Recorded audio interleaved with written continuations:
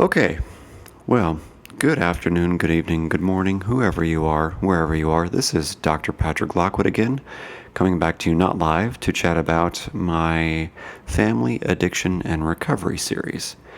I have completed 5 of 6 videos, so today's video that you're listening to is the 6th in the series, the final video. And just a quick recap, and then we'll get right to it. So far, in this 6-part series, I've completed 5 of the 6, which means that this final video is going to touch on the last topics I said I would touch on, which are the so-called process addictions and why that's relevant for families and treatment. So for reference, in the other 5 videos, they are as follows. The first video was an overview and introduction of the concept of addiction versus substance misuse versus substance use, and the rationale for defining certain things certain ways.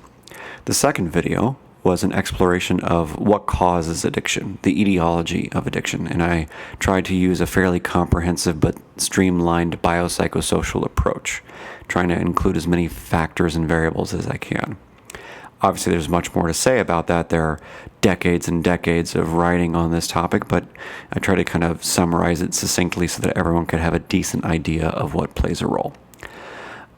In the third video, I talked about the concept of boundaries and how triangles show up in the family system sense, and why boundaries are such a big part of helping your loved ones succeed in their recovery efforts. Whether that's a harm reduction or an abstinence approach, doesn't matter. Your boundaries still matter a great deal. The fourth video was a discussion of the so-called family roles, first kind of put forward by Wegscheider-Cruz, and the relative lack of research around them, but the kind of basic common sense wisdom around them in some way, shape, or form, with enough caveats to make sure I'm not overselling anything. And then the most recent video, the fifth video, explained the concept of codependency, the good, the bad, and the ugly, the areas where the research kind of confirms things, where there's a lack of research, and why it's important to understand the concept even if you're, let's say, a little skeptical of how true it is, and how it applies to kind of self-evaluation and boundaries and things of that nature, and relapse management especially. So today's video, the final video, is an overview of the various so-called process addictions. And just to be perfectly frank and honest and transparent up front, I'm in the camp of people that is skeptical, openly, publicly skeptical about let's call it validity of these behavior syndromes as being so-called addictions. And I'll get into the why a little bit here in a few minutes. But overall, I think that there's something useful and important about understanding that these concepts exist and how people talk about them, so that you have a better understanding of what your loved one might be going through, and maybe why these things exist in the first place. So I'm going to do 2 things, basically. I'm going to talk about the support for all these so-called process addictions, and then the research kind of, let's say, disconfirming the validity of the concept in the first place. Now, again, just because I'm discussing the research and how it supports and does not support the validity of the concept, this is not me attempting to disparage or besmirch anyone's reputation. I'm not here to make fun of anyone or downplay the real suffering of people who believe they have a process addiction, like gambling disorder or sex addiction or whatever it is. My goal is to do everything I can to make sure that essentially people can have the most well-informed view of what's going on with them. So if you really are suffering because you're compulsively acting out with sexual behavior, that's perfectly understandable. It happens. It's not uncommon, but it's not exactly an addiction in my perspective. So there's real suffering. There are real problems. People do engage in compulsive behavior that's problematic and distressful and induces shame and guilt and causes all sorts of impairment in functioning. So we have a good reason to think that these things might be addictions.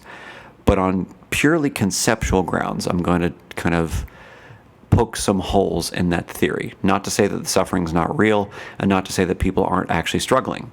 So we'll get into that when I get into each particular process addiction.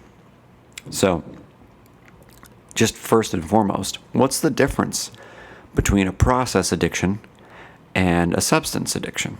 Well, in the simplest possible terms, a drug addiction or a substance addiction is as I described in my second video, it's a syndrome of physiological and psychological tolerance to the substance, withdrawal when you don't take the substance in the right amount or in the right frequency or intensity, and common other DSM-5 symptoms, plus this somewhat psychological attachment theory, evolutionary theory informed concept of the relationship to intoxication, because the proposition that I'm borrowing from Dan Siegel and John Daly and many other authors who talk about how different parts of our brain become either sensitized or desensitized, hijacked, or things like that. There's a good reason to believe that maybe one of the ways that you could conceive of addiction, which is different than just a substance use disorder, because substance use disorder just means a certain threshold of number of symptoms plus some consequences and impairment. I'm talking about all of that, plus, when I'm talking about addiction specifically, I'm talking also, in addition, about the psychological relationship to intoxication. So there's a pathological relationship to intoxication wherein many of the brain areas that we associate with attachment or feeling connected or feeling safe or feeling seen are involved in your substance use disorder, to the point where now you have this relationship with so-called being intoxicated, and you feel like as if you're going to die, or you're going to have kind of, let's say, relationship withdrawals, as it were. You know what it's like, let's say, when you have a loved one, a boyfriend or a girlfriend, husband, wife, family member that you love dearly, and you no longer have access to them. There's intense pain and panic and worry and confusion, for instance, even if it's temporary, right? Or if there's a death, there's a lot of loss right now. People are experiencing this. So it's the same process that seems to happen for the people with a substance use disorder that we would ascribe the secondary label of addiction to. So because of that additional, let's say, pathological relationship to intoxication variable, because it really is like a relationship for people, I would say that it's not the same with process addictions. But it's open for debate. This is me saying, this is my take. The science is not settled, just so we're perfectly clear. Anyone who thinks it is misconstruing what the data says. So this is just my take. And I think there are something like 11 or 12 common process addictions, but I'm just going to cover the most common or the most popularly referenced process addiction. So a process addiction is not a drug addiction, because the drug addiction involves actually the consuming of a non-necessary substance. Alcohol, cannabis, nicotine, caffeine, stimulants, benzodiazepines, all these things are basically non-necessary for survival in 99% of cases. So the vast majority of people either use or misuse these substances, and then a very small percentage, maybe 2 to 5% of the population that struggles with a substance use disorder, so that's a very small number of people, has what we would call addiction. These are the people that have multiple goes in treatment, etc. So you don't really see that with the process addiction, because there's a, let's say, a somewhat necessary function that's being, let's say, hijacked in the process addiction. So the common process addictions that I'm going to talk about include video games, smartphone use, internet addiction, sex addiction, food addiction, and I also think I'm going to talk about social media addiction, if I'm not mistaken. Let's see here. Shopping addiction as well. Exercise addiction as well. Yeah. Okay, cool. So that's the landscape. So let's start with the first one, and just let's kind of get into this conversation together. So when it comes to, let's say, the overall concept of a process addiction, we find some very interesting statistics, and as always, my references will be available to you in the caption of this video when it's posted. Because I have so many of them this time, it will probably be like a link to a Google document that you can view and not edit, hopefully. So you can take a look and fact check me and make sure I am spot on or incorrect. So I've looked at a number of studies, and one of them I found on just the overall concept of a process addiction found that the prevalence, the 12-month kind of point prevalence of process addictions is somewhere between 15 and 61% of the population. So just first and foremost, 15 to 61% of the population struggling with addiction. That seems like a giant range.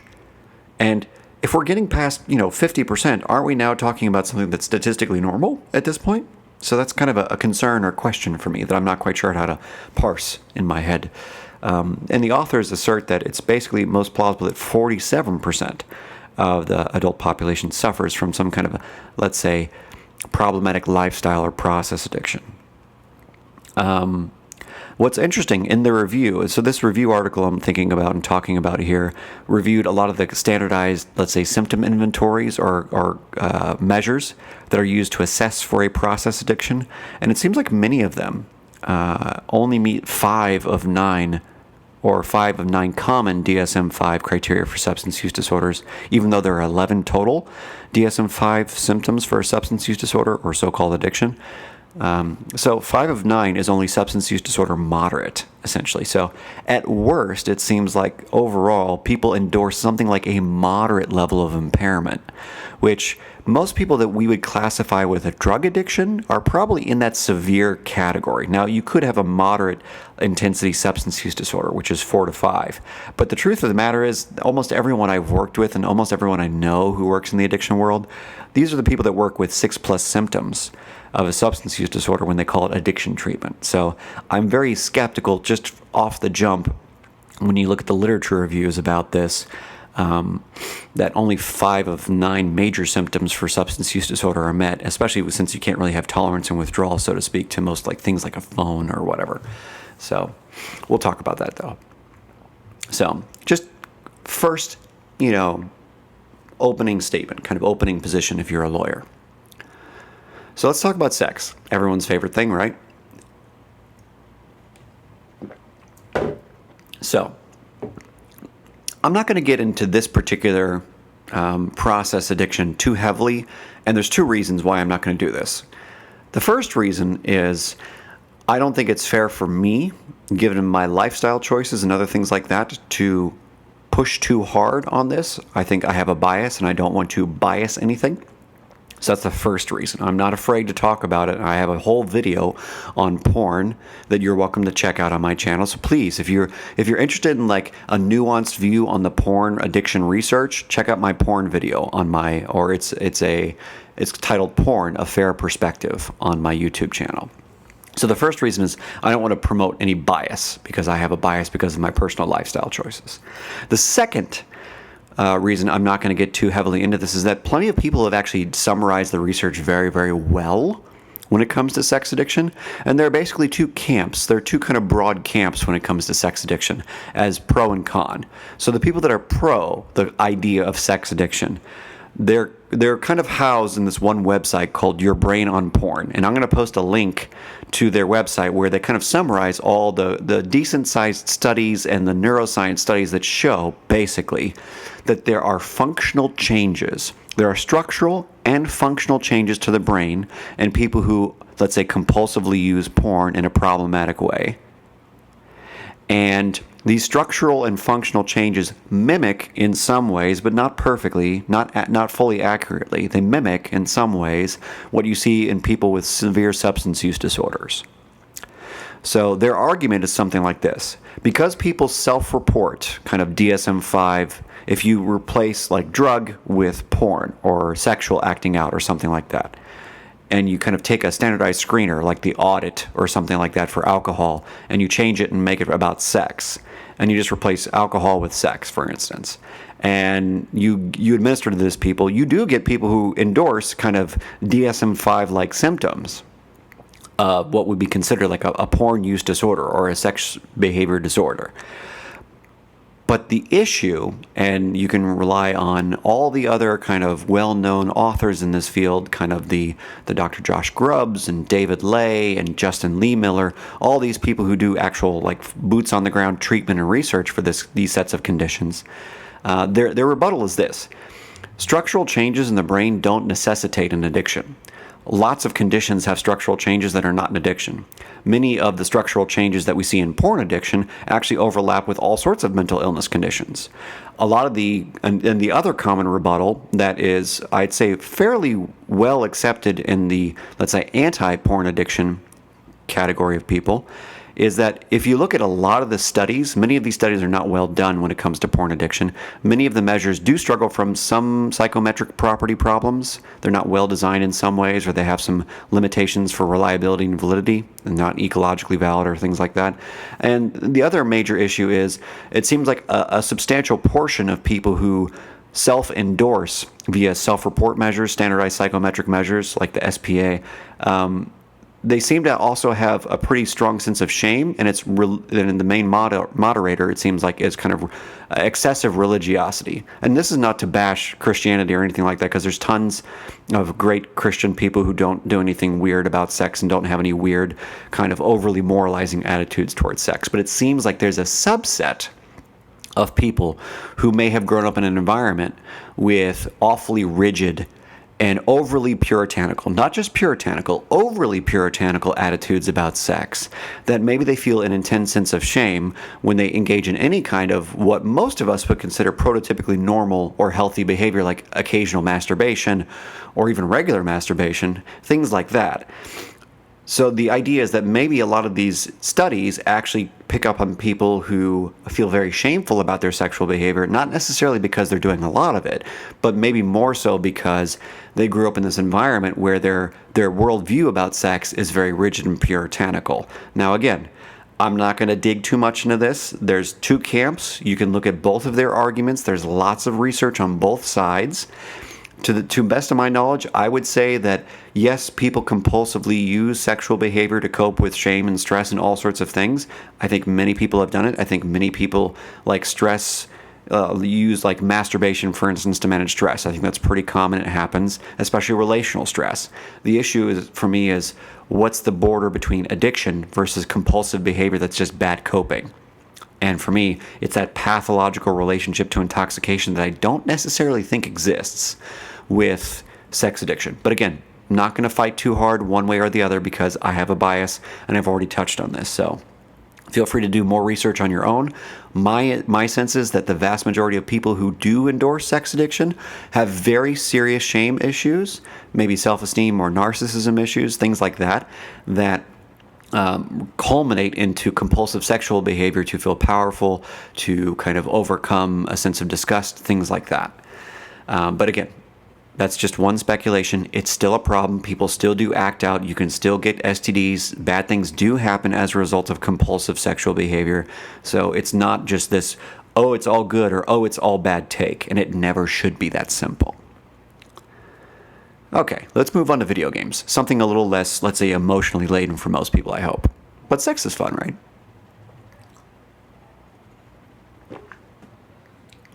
Okay, so video games. Video game addiction has become a pretty buzzworthy topic in the last few years. I think last year the World Health Organization made a pitch for a video gaming disorder or gaming use disorder or something like that. And if you're just looking for a neat and tidy definition of video games and video game disorders, or video game addiction, it's something like a persistent gaming behavior that shows impaired control and functional impairment, which is kind of broad. So there's a lot of research on this nowadays, and there are even some treatment centers popping up to try and address this, and they're basically using CBT and kind of standard evidence-based coping skills for stress management, which is great. So if people are struggling, they are getting help, which is great. So there was a review that came out by King and colleagues, I think it was this year, that found that, for instance, most measures of smartphone addiction, for instance, used or included variables or questions about gaming behavior on phones, and basically described gaming behavior as pathological. So basically, these smartphone addiction measures really were more assessing for gaming than smartphone use, and they kind of overly were biased in the negative direction. So there, you can check out that review and fact check me on that if you like. There was an article that came up by G and colleagues, Jhee, that shows that many of the studies on video game addiction and the diagnostic criteria that they use, or their metrics for, let's say, proving a video game addiction, are more focused on things like hours of screen time use. But the issue is most studies don't really correlate high screen time with psychosocial impairment or subjective distress. In fact, it's kind of one of those very broad, ugly-looking correlation maps where it's all over the place. So essentially, screen time is not really a great indicator of how pathological the behavior is. Because if you're a professional gamer, or you're a big hobby gamer, or a Twitcher, or streamer, or whatever, that can be fulfilling. It can be a social group. Who knows? Another article by Maroney and colleagues proposes, obviously not surprisingly, that the best explanatory model for video game addiction, so-called, is that it's really just maladaptive coping with problematic stress or mismanaged stress. And that's actually going to be a trend and a theme throughout. Now, in reviews of smartphone games, we also find that most people attribute them to being challenging, and very few people actually describe them self-report-wise as addictive, which is interesting. There might be a bias there. There might be a self-serving bias. Who knows? But it's interesting that most people don't actually see them as something they do compulsively and they feel out of control.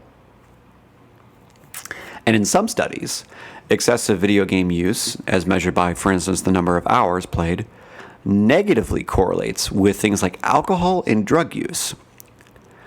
And here's what's interesting about that. So you would think, okay, that's kind of just a no-duh statement, that maybe they're spending so much time playing video games they don't have time to get wasted or things like that.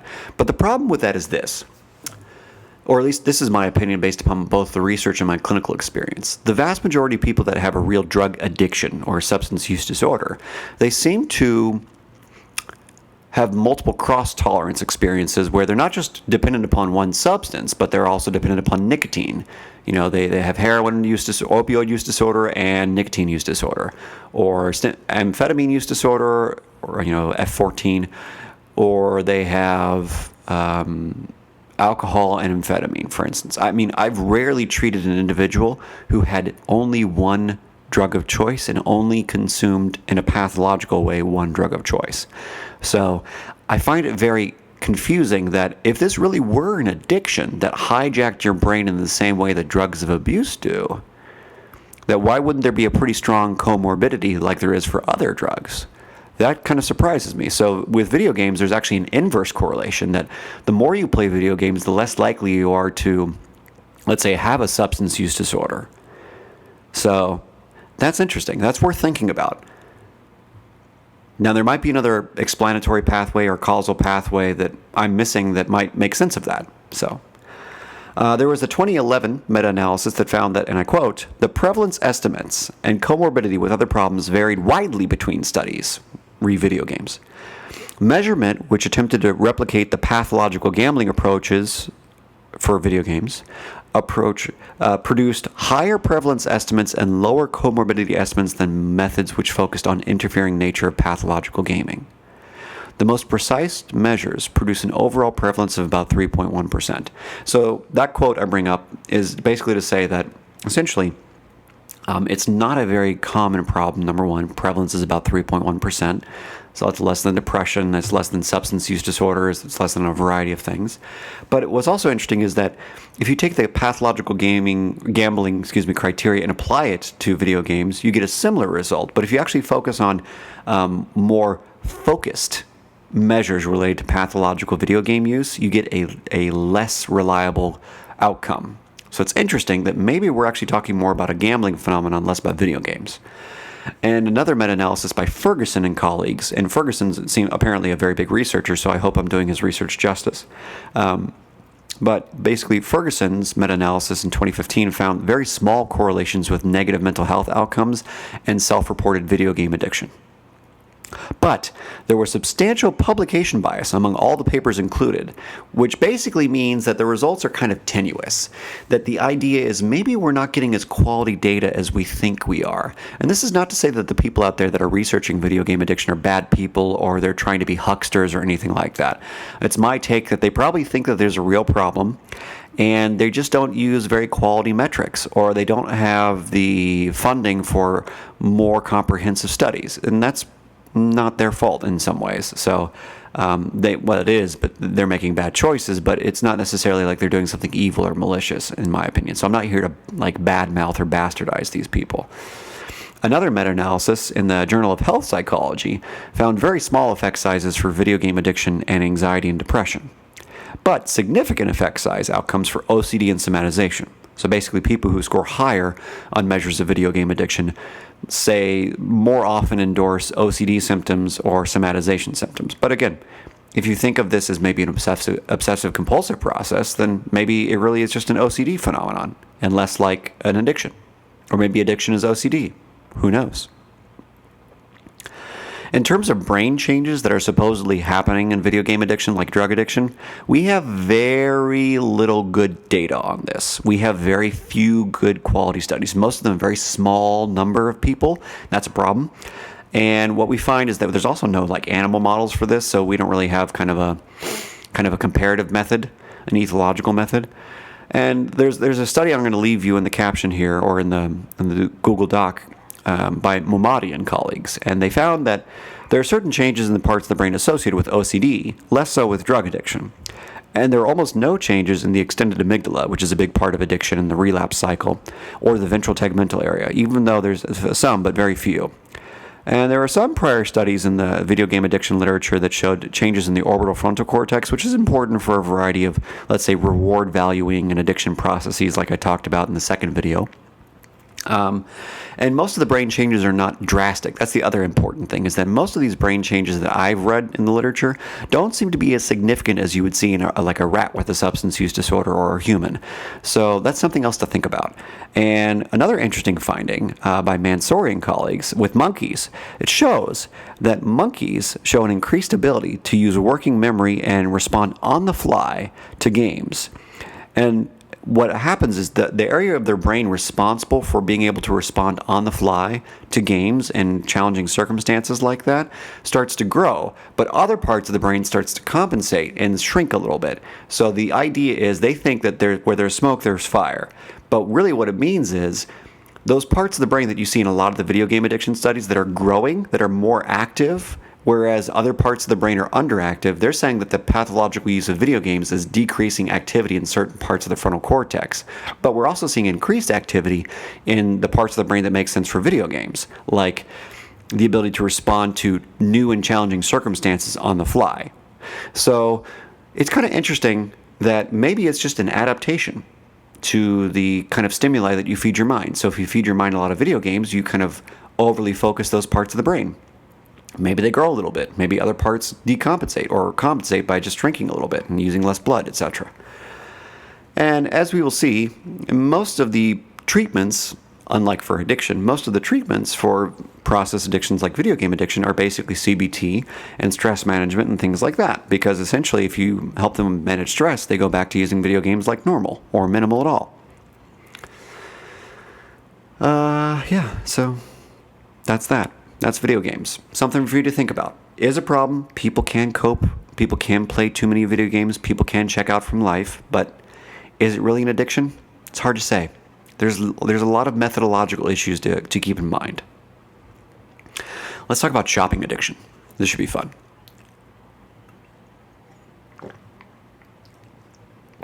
So, there's an article by Rose and colleagues that try to conceptualize shopping addiction as similar to substance use disorders because they both share characteristic hallmarks of impulsivity and compulsivity, which makes sense. One of the issues about that is that substance use disorder addiction is more than just impulsivity and compulsivity. It also, in terms of addiction, encompasses that pathological relationship to intoxication, kind of where you need to use the drug in order to not die, supposedly. Whereas in shopping addiction, I don't think we see that at all. And it seems like the etiology overall for shopping addiction is very different than what you would see for people with a substance use disorder, because most people that we would describe as addicts started using pathological amounts of drugs or problematic levels of drug use in early adolescence, which correlates with problematic behavior in adulthood. Whereas most people with pathological shopping start in their 20s, 30s, and 40s, which is not the norm for substance use disorders, especially addiction, which is that top 3 to 4%. Another study that was cited in the Rose paper says that the prevalence of compulsive buying disorder in certain populations is between 80 and 94%. That's ridiculously high. That means everyone in that population basically is compulsively buying things, which is impossible for it to be an addiction then. Now, mind you, one of the main issues, or one of the main variables that you need to think about, is that the vast majority of people who, let's say, endorse compulsive shopping behavior are white, educated, upper middle class or middle class females. Other demographic groups tend to not endorse compulsive buying behavior or shopping behavior. Another issue is that a lot of these measures are assessing for how much time you spend window shopping or surfing the internet looking at things, which in and of itself might not necessarily be addiction. Because, again, most drug addicts aren't sitting there for hours staring at their needle or their bong or their alcohol bottle. That's not how it works. There was an article by Andreasen and colleagues in 2015 that kind of validated the Bergson shopping addiction scale. But in this article, it pointed out that all the current measures of so-called shopping addiction don't actually assess for addiction. More like they assess for time spent online enjoying shopping, which is not the same thing. Secondarily, in the Bergson article, or the Andreasen article, the items assessing for tolerance and withdrawal are so broad that I don't know it's fair to say that they actually assess. They have face validity, but do they really have like construct or criterion validity? I doubt it. So here's one of the articles, or here's one of the measures, the Bergson shopping addiction scales items that supposedly assesses for withdrawal from shopping. So I become sour and grumpy if I can't buy things. So let's think about this right now real quick. Let's just say, for the sake of argument, that you live in 2020 where life is weird and chaotic and you can't get toilet paper because of the pandemic, or you can't get meat because there's a meat shortage, or whatever it is. You're going to get frustrated that you can't get things you need, right? Let's say you need food. Let's say you need clothes. Let's say you need any number of things for your work or for your lifestyle, and you can't get them. That's going to be frustrating, right? I would think the average person will be just a little frustrated that if they need something, they can't get it. So this is kind of an overly broad measure, and this is the kind of stuff that's in these assessments that are supposedly psychometrically valid. The Bergson shopping addiction scale also correlated very strongly with other vague measures, so that's not exactly to their credit.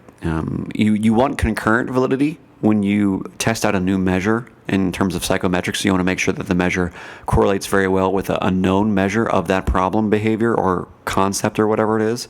But most of the other measures that the Bergson shopping addiction scale correlates with are also equally broad and vague and not very specific, etc. So again, not necessarily that's the best choice to say that or be proud of that. And again, the biggest predictor of compulsive shopping behavior is anxiety or stress. So essentially, just like with the previous addiction, video game addiction, maybe this is just a stress management disorder. Maybe this is just an anxiety condition that people cope by shopping. Because some people cope by obsessing. Some people cope by walking or pacing. Some people cope by sweating. Their body just kind of naturally deals with anxiety that way. Maybe people are now kind of going beyond their natural anxiety outlets to an unnatural outlet, like shopping, to fill the void, for instance. And also, many of these scales, I found in some of the reviews, struggle with what's called discriminant validity, where they don't discriminate well from other measures. And often what's absent in these validation studies, and I wonder why, especially by Zhao and colleagues, they consider it more like internet addiction. So it's not really that their shopping is a problem, it's that they're spending excessive amounts of time online. That's a problem. And I'll discuss this problem later on. So that's the shopping addiction literature. Basically, it shows that the vast majority of people who struggle with shopping addiction are white, educated, middle class, upper middle class females, and tends to be people who are anxious. So that's not like drug addiction, where drug addiction pretty much affects all classes, all races, all gender identities, everybody. Drug addiction is perhaps the most socially justified disease out there that exists. And then we have food addiction. So of all the so-called process addictions, food addiction really is probably the closest candidate for a real addiction, it seems like, at least. Now, the main issue when it comes to food addiction, and again, food addiction there's the Yale Food Addiction Scale, and I think there's a second edition of that now, and that's the best measure, the most well-validated measure for this. And basically, what we find is that many people endorse having a food addiction, especially if they're already obese. I think something like 87% of people who endorse a food addiction via the Yale scale are obese. So there's a pretty strong link between obesity and so-called food addiction. Now, there's also a conceptual challenge in the literature of whether or not food addiction, the compulsive use of food that you so-called have tolerance and withdrawal from, is more like binge eating disorder, because basically binge eating disorder mimics what we would call food addiction in many ways. So there's a question about that.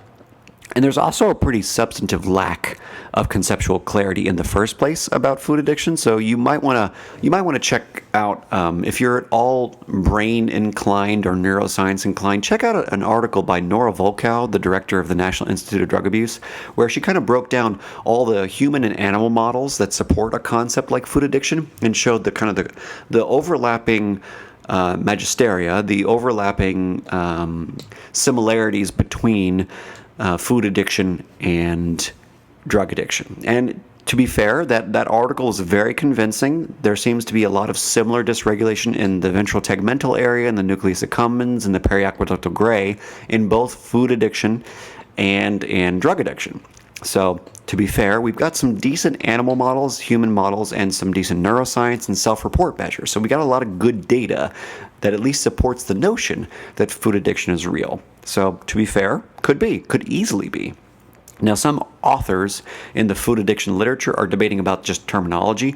Is it eating addiction? Because the process that's actually kind of hedonistically enjoyable is just the act of eating. It's not the actual food. And the reason is we haven't actually found a specific food that is what you're addicted to. It's not like people who have food addiction are only addicted to gummy bears or Reese's peanut butter cups or Cheetos or something like that. It's the people who have a food addiction, so-called, self-endorsed, self-reported, use and compulsively eat a variety of different kinds of foods. So there's not a lot of conceptual clarity in that regard either, because like with drug addiction, it's pretty clear there's a pretty specific tolerance and withdrawal process for different types of drugs. So we don't really have that with food addiction yet. And unfortunately at this point, we don't really have any good empirically validated treatments for food addiction.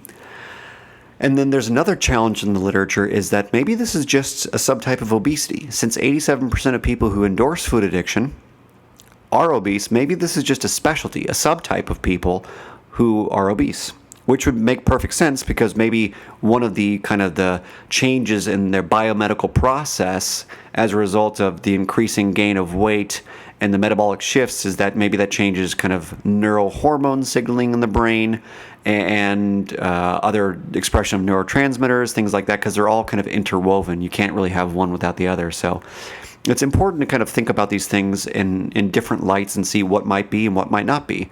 Now, if it's just an eating disorder, like binge eating disorder, or just a new eating disorder, or if it's just a type of obesity, then we can do more for these people beyond just like standard relapse prevention, or maybe even some medication. And again, regardless of all this, and if you look at all the studies that I leave in the caption about this, we're seeing basically that it's like an addiction. It's definitely like an addiction, but we really don't have, and this is the best critique I found by Fletcher and Kenny. It was published in 2018. So basically, again, the main problems with food addiction per se as just an addiction is that there's no specified causative agent. We have no specific thing that causes the addiction, whereas in drug addiction, we know what it is. It's the heroin, it's the meth, whatever it is, plus all the, let's say, historical, etiological factors I talked about in the second video. Go watch. The second problem is that it seems like most people with obesity are diagnosed with food addiction. So again, we don't know if it's really just another type of obesity. And third, the common problem is that we don't even have a good sense of what addiction is in the first place. Addiction could be substance use disorder moderate. It could be substance use disorder severe. But many people actually disagree that addiction is a real thing. There's a great set of studies and methodological critiques by people who critique the brain disease model of addiction, and they basically find that maybe it's just that there's this hijacking process that's short-term and limited, even though it's a relapsing disorder. So there are people who say that maybe this hyperfrontality and over-hijacking of the midbrain, etc., that you see in drug addiction is common across a variety of stress syndromes, is the anti-brain disease line, which could be true. So again, could be, could not be, but again, people do compulsively eat food. Everyone I've ever met on the planet in the United States, since we have a relative wealth and a relative ease, that many people do cope with food. So we have to kind of figure out what's the line between coping with food, coping with stress, coping with, other issues, shame, self-esteem, coping with body image, coping with any number of things. So there's a variety of things we have to look at to really nail down whether or not it's really an addiction. So that's the food addiction talk.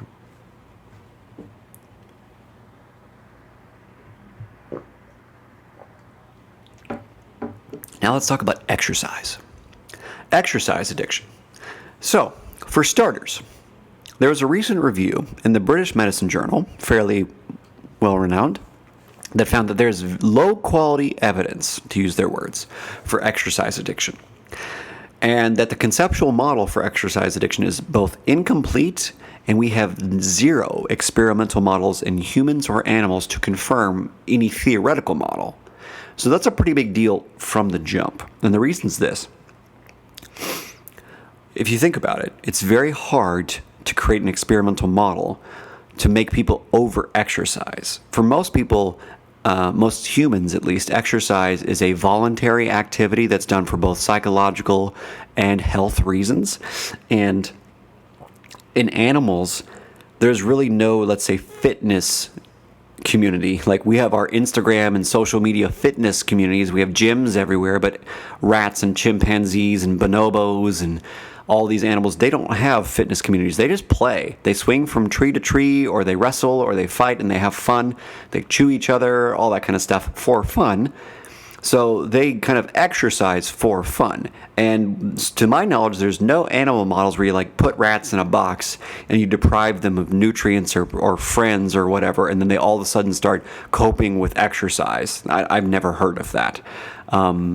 So that's one of the main critiques of exercise addiction is there's no good animal basis, and there's no comprehensive theoretical model so far.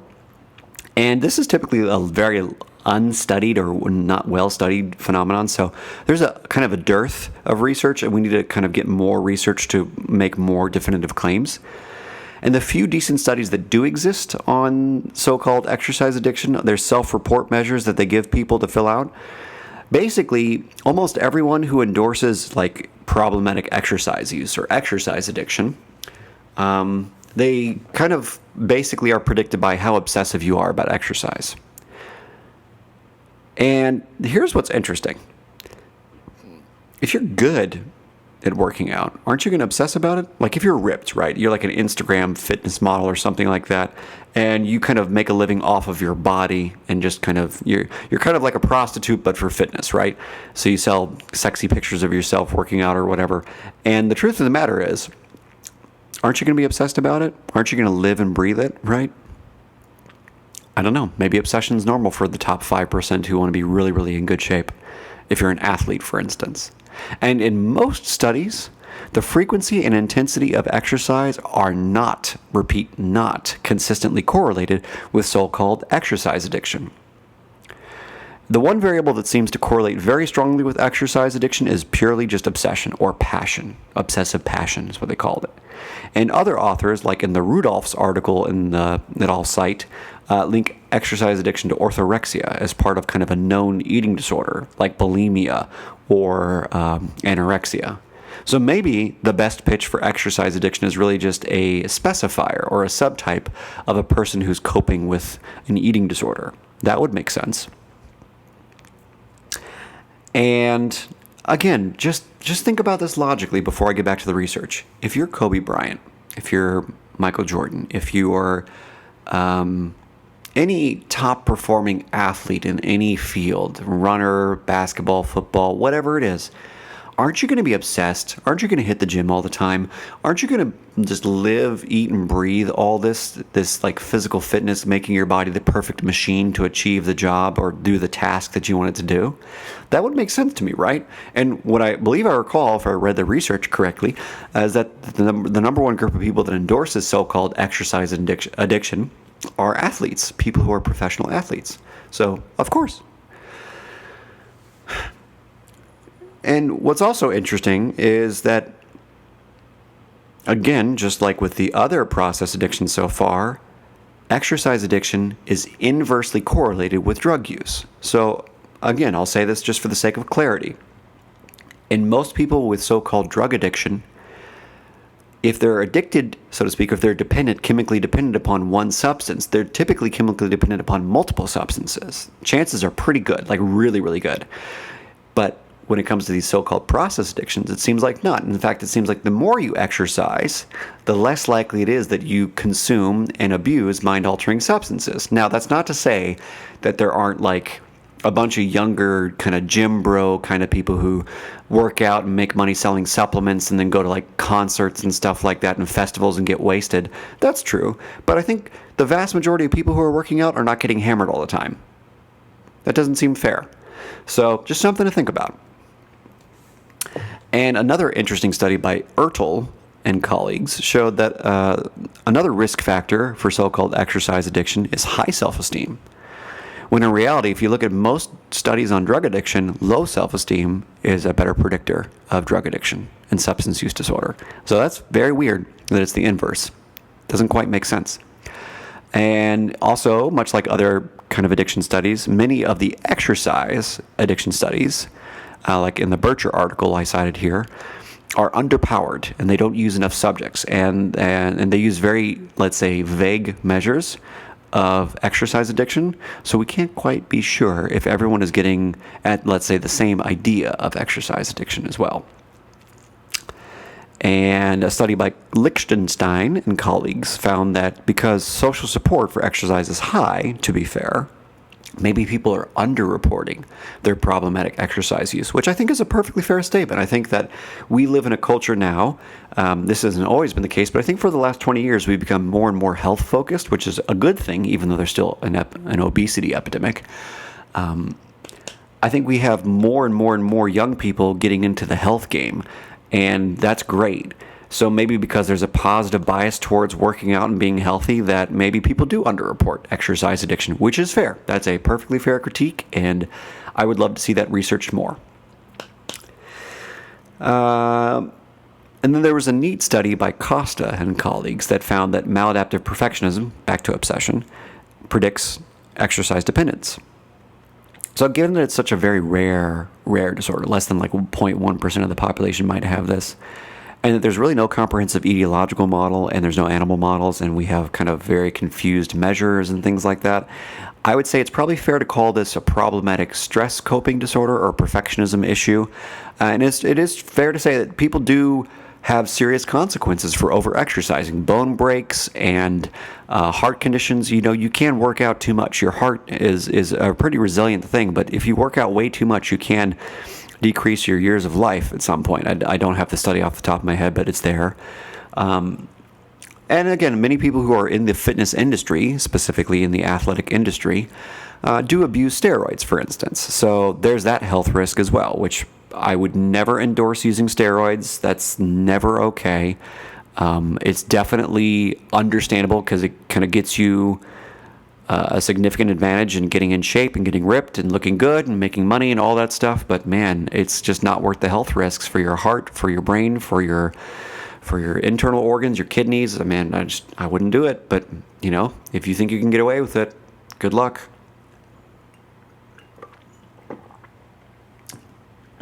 Okay, so that's exercise addiction. Now let's get to like one of the big guns. Let's get to internet addiction. So internet addiction is a pretty widely discussed concept. And there was an article that was discussed or recently came out by Griffiths and another one by Writing and Kay in 2017 that found that basically there's unsubstantial data and much conceptual confusion about what exactly is internet addiction. And one of the main issues being that researchers often lump in multiple disorders into internet addiction surveys, kind of like you've heard me say so far. So basically, smartphone addiction, internet addiction, gaming addiction, and I think shopping addiction. All four of those so-called process addictions have items that assess for internet addiction, and vice versa. All of the internet addiction scales have items assessing for shopping behavior, for video game playing or app game playing behavior, for all these kinds of things. So there's huge conceptual confusion here because it seems like every scale of internet addiction is really assessing another kind of problem. So I want you to hold on to that when we start talking about internet addiction, at least from the point of view of the research, we've got almost nothing solid. Now, another issue based upon Griffiths and Writing and Kay is that one of the main metrics for internet addiction is simply the amount of time spent on the internet. But the issue is, if you think about the world we live in nowadays, whether it's because kids are now forced to be on computers at school, adults spend most of their day on a computer doing projects, writing papers, whatever it is, many people spend an egregious amount of time for productive purposes on the internet. In fact, many people now would even argue that using like Twitter or Instagram is part of their job, right? If you're an influencer, as it's so called, you need the internet to sell your stuff. So your job requires lots and lots of smartphone use or computer use. If you're starting a business, especially if you're a tech person, internet is your best friend. So there's a lot of like mediator and moderator problems that these people haven't thought about or dealt with. And I mean, right now in this COVID-19 pandemic stuff, we've got people who are spending excessive amounts of time on the web because now they have to work via Zoom, or they have to kind of do their projects online because we're social distancing and stuff. So there's a variety of like conceptual and methodological issues here. And the prevalence of internet addiction ranges between 3 and 26% of the population in some samples. So that's a pretty wide variability. That would concern me. That means there's probably not good conceptual clarity. You would expect that ratio to be between like 3 to 6, 7% probably. Because again, real addiction, drug addiction per se, is very rare, very rare condition. So again, the question for me when it comes to this literature, because again, you're never going to hear me argue with you if you say that my kid spends too much time on their phone. They probably do. My kid is surfing the web too much. They probably do. My kid's probably watching too much porn. Well, there's a good chance that could be, right? All those things are reasonable and realistic, but does that mean it's an addiction? Not really. We don't really have great measures for that. It doesn't seem like it to me. There was a fairly intensive study that was done recently that explored the relationship between scores on the standard internet addiction measure and personality variables, as well as self-esteem. And here's what they found. Internet addiction and social media addiction shared many similarities, more than they have differences, so they're basically the same thing. Agreeableness, conscientiousness, openness to experiences, and emotional stability and self-esteem, and the frequency of checking their account all predicted internet addiction. So basically, the more agreeable you are, the less conscientious you are, the more open to experiences you are, the less emotionally stable you are, the lower your self-esteem, and the more often you check your accounts, the more you have internet addiction. So there's a lot of variables there. And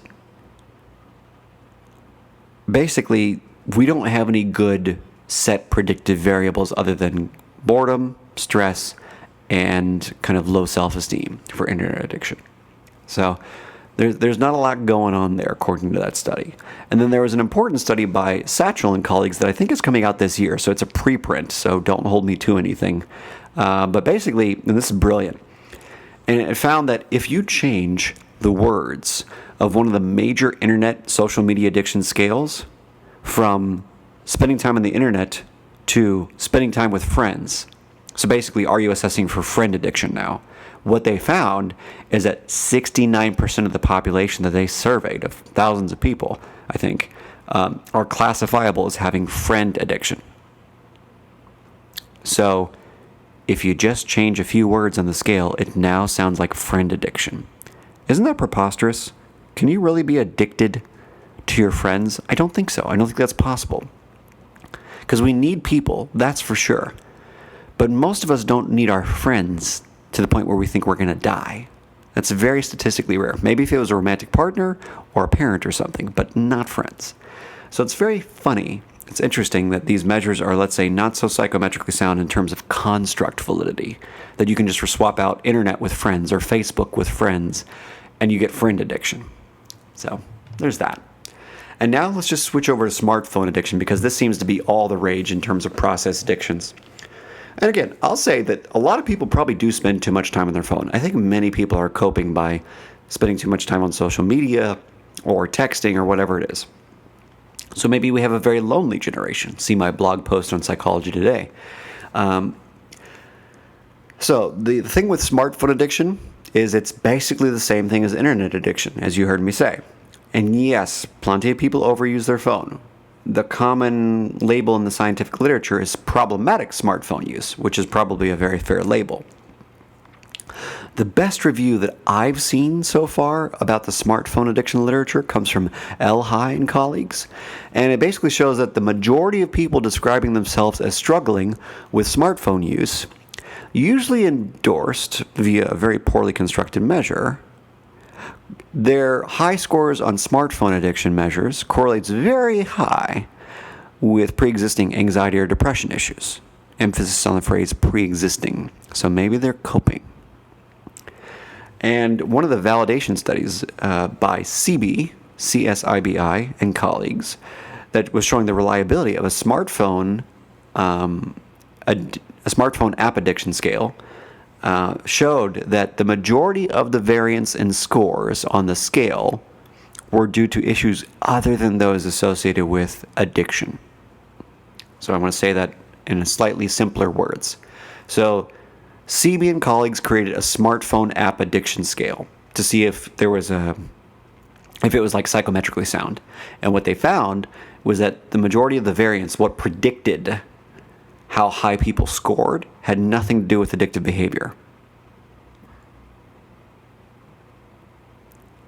The only variable associated with addiction that did predict smartphone app addiction on their scale was the concept of sensation seeking. And sensation seeking is, again, one of the common, let's say, traits that correlates very highly with drug addiction. So to be fair, there's that. But the rest of the traits, the standard traits that do correlate with addiction, did not when on the smartphone app scale.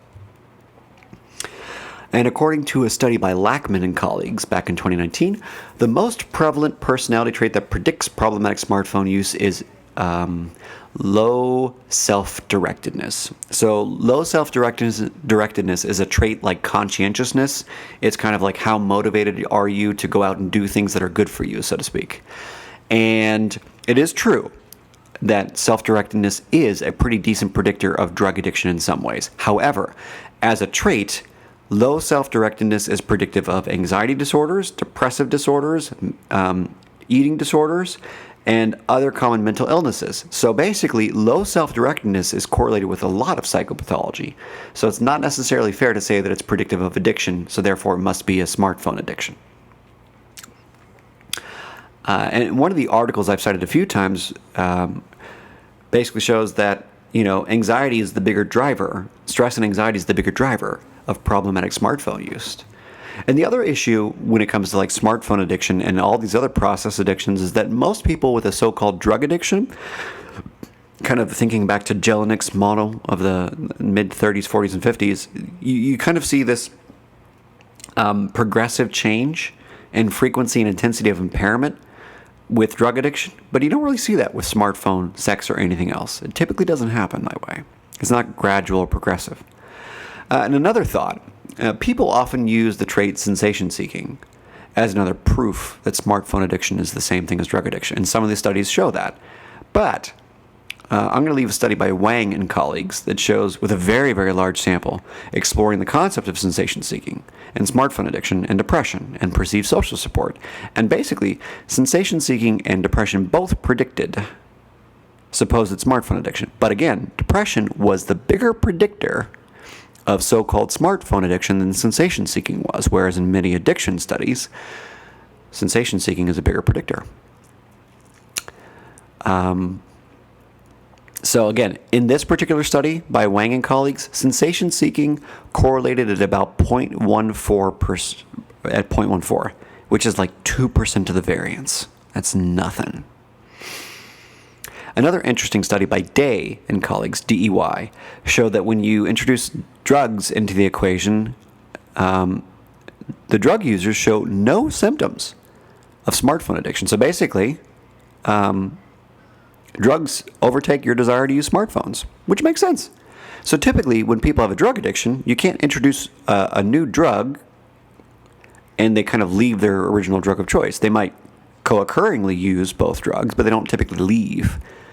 That's not the norm. So basically, the study shows that drugs supersede internet and tech. A final thought is this. Much of the variance in problematic smartphone use is really attributed to both social media and video games. And we've already debunked the video game thing, and social media is one of those up in the air things, so I'm not going to address it right now. And again, overall, the literature is somewhat inconsistent and has some flimsy-ish measures, which makes me think that people are really erroneously calling smartphone addiction, internet addiction, gaming addiction, all these things addictions. I'm really concerned that these things don't necessarily hijack dopamine in the same way that drugs do. They might to an extent, they might for very short periods of time, but tolerance and withdrawal, I'm not really seeing a whole lot of with these process addictions in the same way. So, overall, there's some evidence that points to compulsive use of these processes to cope with stress, anxiety, and depression. Which makes sense, perfect sense. We're designed to be compulsive. I don't know if you knew that, but compulsive behavior is a norm. If you've ever eaten, that's compulsive. If you've ever had sex, that's compulsive behavior. We do that. That's normal. What's not normal, or what's a problem, is, in my opinion, when the compulsive behavior becomes out of control and you have no frontal cortex to manage and regulate yourself. Some people might have that with smartphones, or sex, or exercise, or food, or gaming, or whatever. That's possible. You know? There are people who have died from using video games too much. There's a couple of kids, young adults, teens, I think, if I'm not mistaken, who have died in the last couple of years because of dehydration. They played video games for so long they didn't get up and go to the bathroom and drink water, so they kind of died that way. But that's extremely rare. So I don't know if that's necessarily proof of an addiction or proof of someone who had some other issues. So I don't know. So here's how I would think about these so-called process addictions. And this is what I do when I talk with people in my clinical practice and when I talk with parents and family members. Overall, based upon at least these reviews that you've heard me talk about, most of these so-called behavioral or process addictions are better described as either compulsive coping or just bad maladaptive stress management. That's it. Now, is it horribly impairing to feel like you're compelled to go have sex when you shouldn't, or to engage in risky sexual behavior, or eat too much? Of course, there's shame around overeating or having too much sex. There's a variety of psychosocial issues with doing too much of anything.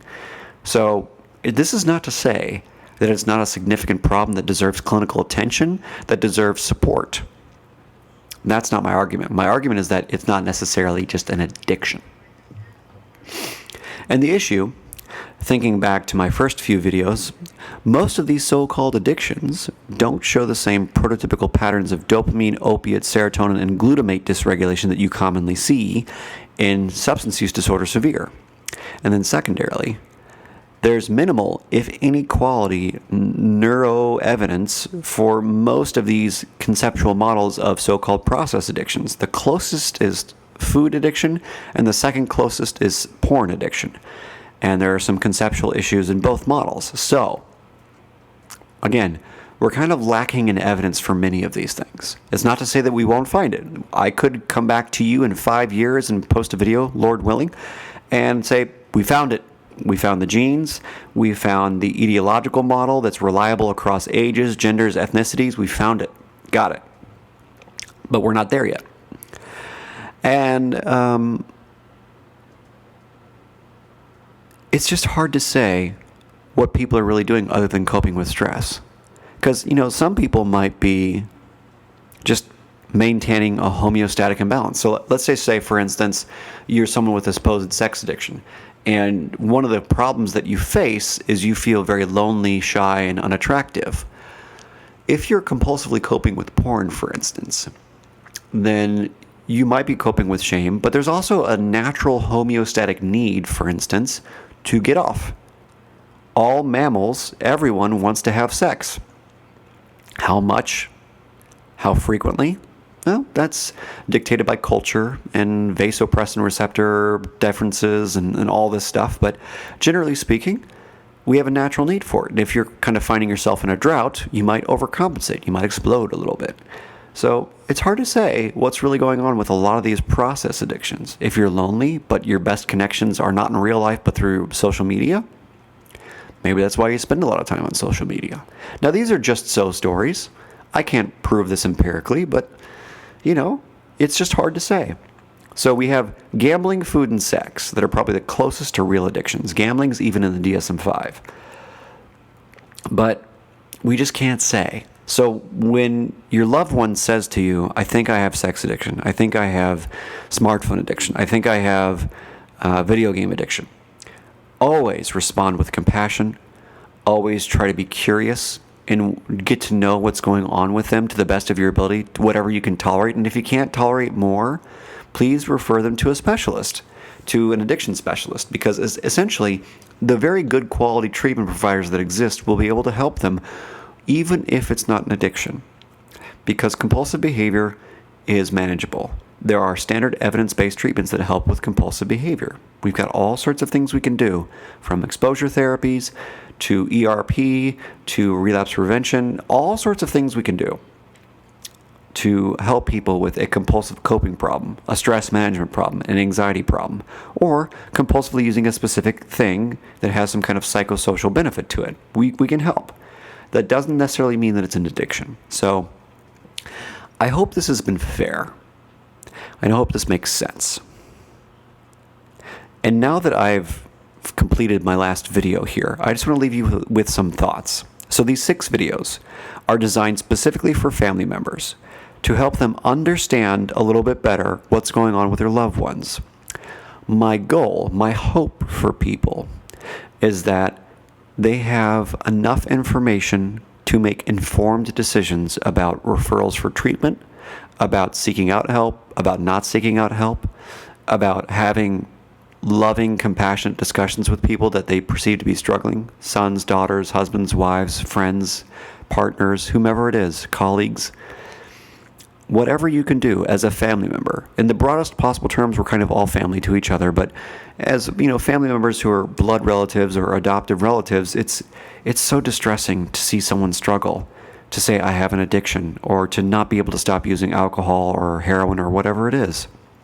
So in this series, I really wanted to make it perfectly clear that there's something you can do, even if you don't do anything directly with your loved one, to help them. There are things that you can do indirectly that help them. So the more you make yourself healthy, the better you do with your self-care, for instance, and which is a broken record thing to say in the treatment world, but it's true. The healthier the family is, the more they take care of their physical health and their mental health, the better their boundaries are with their loved ones, and the less likely it is that they contribute in the family system sense to their person's addictive process, that gaming magician process I talked about in the first few videos. So please just know that you are never alone. There's always resources. If you need help, please reach out to me or go to the SAMHSA's treatment locator or go to Get Help. There's an app to find treatment if you're in Los Angeles. So there's a variety of ways to get the help you deserve. But please don't ever feel like you have to solve it, fix it, understand it on your own. If there's anything I can do to help, let me know. I just want to be of service in these circumstances. So please, please, let me know. And again, if you find this video helpful, please share it with as many people as possible, because I'm trying to get the best information, quality, recent, in the last 5 to 10 years research out there. Because a lot of people use very outdated 1970s, 1980s models of things, and I don't think that's good for us because it's low standard of care. It's not quality. It's been researched further than that. So please share. Please help me get my information out, because I just want to help as many people not suffer as I can. Okay? So thank you again for watching, for listening, for sharing, for liking, tweeting, all that stuff. And I really appreciate you coming along on this journey with me through these 6 videos about family addiction and recovery. And I will be posting more and more content soon to kind of work through other topics related to clinical psychology and our overall health and well-being as a society. Have a good day, have a good night wherever you are, and talk soon. Bye.